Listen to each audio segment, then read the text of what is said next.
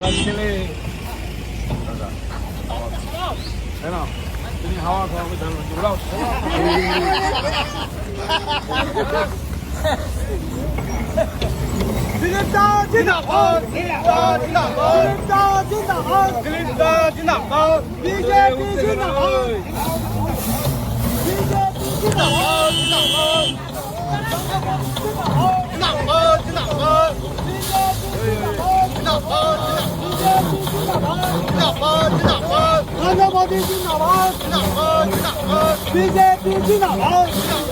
পরম্পরায় আমি লাঙলও চালাতে পারি, কোদালও চালাতে পারি, ধানও ঝাড়তে পারি, লাঠিও চালাতে পারি।